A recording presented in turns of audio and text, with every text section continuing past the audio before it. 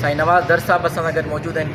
इहे असांजा सीनियर असांजा हीरा आहिनि ऐं असांजा पायनीर मेंबर चइजे उहे आहिनि जिन पेट्रोल जूं हमेशह ख़िदमतूं कयूं ऐं अॼु बि असांजी रहनुमाई जे लाइ हिते मौजूदु आहिनि। ऐं सभिनी उहिदेदारनि खे तेलकन सिटी जेके बि यूनिटनि जा उहिदेदार आहिनि सभिनी जो तहे दिलि सां शुक्रगुज़ार आहियां जो अॼु हिते मौजूदु आहिनि। बिल्कुलु आउं साईं अकरम जी ॻाल्हि सां मुतफ़िक़ आहियां त जॾहिं असां हिकु आहियूं त सभई मसइला हल आहिनि, जेकॾहिं असीं हिकु न आहियूं त असांजा मसइला ई रहिजी वेंदा ऐं हल न थींदा। त असांखे सभिनी खे पहिरीं हिकु थियणो पवंदो, असीं साबित क़दम बि हुजूं ऐं हिकु बि हुजूं। साबित क़दम मां मुराद इहा आहे त असां हिते मौजूदु हुजूं, हर जॻह ते असीं मौजूदु हुजूं। असां हिते उहिदेदार जेके PTLF जा आहिनि उन्हनि मां ई काफ़ी उहिदेदार अॼु नाहे आया ऐं मुख़्तलिफ़ इजलासनि में नथा अचनि, त उन्हनि खे आउं गुज़ारिश कंदुसि त हीउ तमामु संजीदा मामिलो आहे जो असीं पाण में मिलूं था, सोच वीचार करियूं था, गौर फ़िक्र करियूं था, राय ऐं ख़्यालात अचनि था सभिनी दोस्तनि जा, सभिनी जेके फ़िक्रमंद आहिनि उन्हनि दोस्तनि जा, सभिनी ज़िम्मेदारनि जा अचनि था राय ऐं मशवरा। त उते असां सभु अगरि मौजूदु आहियूं त असांजा राय मशवरा बि तमामु घणा क़ीमती आहिनि। जे असीं वञूं ई नथा त इहा असां जी ज़िम्मेदारी माना सम्झो असीं न पिया निभायूं।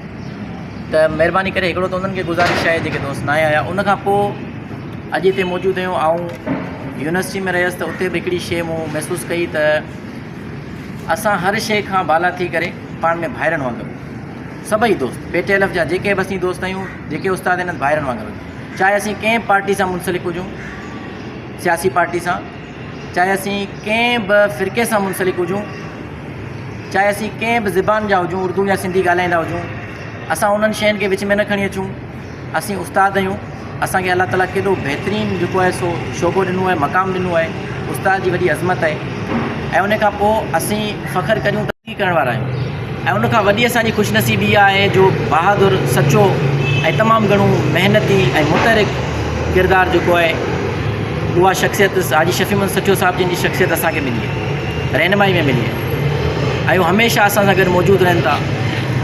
त असां ख़ुशनसीब आहियूं। हाणे मौक़ो आहे असांजो इंशाअल्लाह ताला 3 मई ते इलेक्शन जो, त उते बि असीं भरपूर तरीक़े सां निभायूं, असीं भरपूर तरीक़े सां पंहिंजी शिरकत रखूं। न सिर्फ़ु उहिदेदार, ऐं गुज़ारिश कंदसि जेके बि चइनी यूनिटनि जा तहलका टनो मोहन खान, शाह करीम टनो, ग़ुलाम हैदर, सिटी टनो मोहन खान ऐं ज़िले जा जेके बि उहिदेदार आहिनि, ख़ुसूसी तौर ते सदर जनरल सेक्रेटरी बराए महिरबानी उहे कोशिशि कनि त पंहिंजे सभिनी उहिदेदारनि खे वठी हलनि। सभई उहिदेदार त लाज़िमी मौजूदु हुजनि।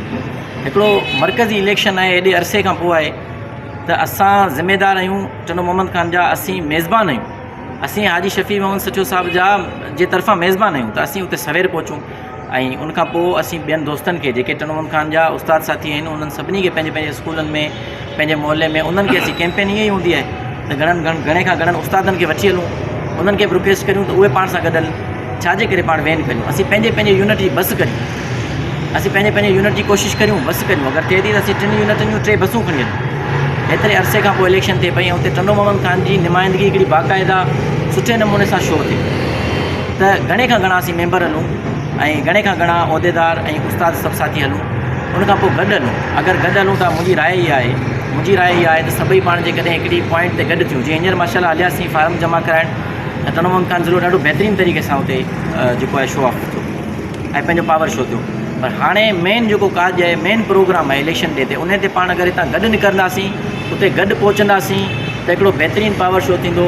हाजी शफ़ी मोहम्मद सचो साहिब जी इन में इज़त थींदी।